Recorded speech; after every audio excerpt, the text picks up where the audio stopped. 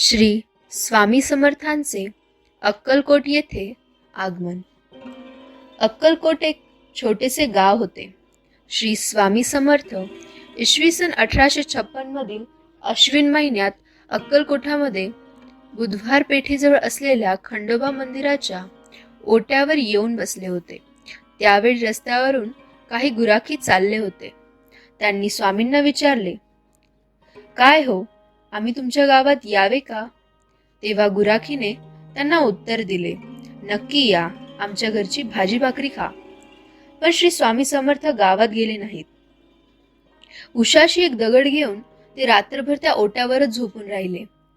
दुसऱ्या दिवशी सकाळी स्वामी समर्थ आल्याचे वृत्त समजल्यावर पुराणिक वगैरे सर्व मंडळी त्यांना भेटावयास आली.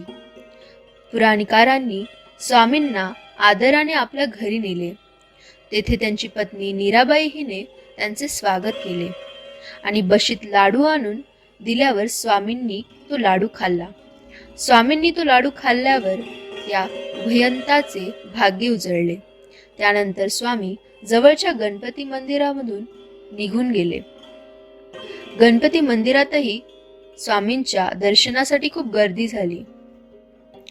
गावात एक साक्षात्कारी साधू आल्याचे वृत्त समाजात अक्कलकोटचे मालोजीराजे आपल्या दाजीबा भोसले ह्या कारभाऱ्यासह स्वामींच्या दर्शनास आले.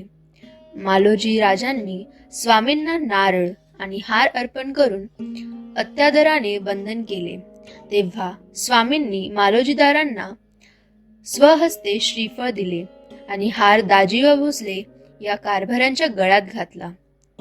स्वामींनी आपल्याजवळ असणारे कापाय म्हणजेच भगवती वस्त्र मालोजी राजांच्या अंगावर घातले. या कृतीने श्री स्वामींनी जणू राजांना आपले कृपच वस्त्र पांघरले. अशा या श्री स्वामींच्या कृपाप्रसादाने मालोजीराजे आणि दाजीबा भोसले धन्य झाले.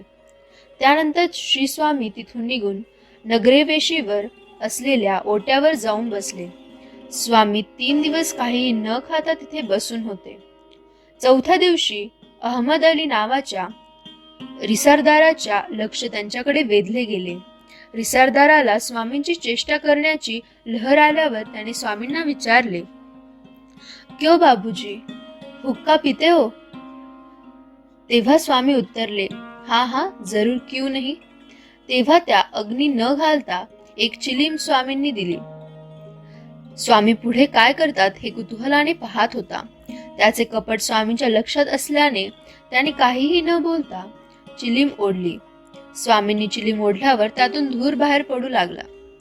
चिलीम मधून धूर निघताना बघून रिसारदार घाबरला. स्वामी कोणती तरी सत्पुरुष आहेत आणि आपण उगीच त्यांची परीक्षा घेतली या विचाराने तो स्वामींना शरण गेला. स्वामींना शरण गेल्यावर रिसारदाराला स्वामींचे पाय धरले आणि त्यांची क्षमा मागितली, कारण त्याच्या मनात स्वामींविषयी भक्तिभाव निर्माण झाला होता. धन्यवाद.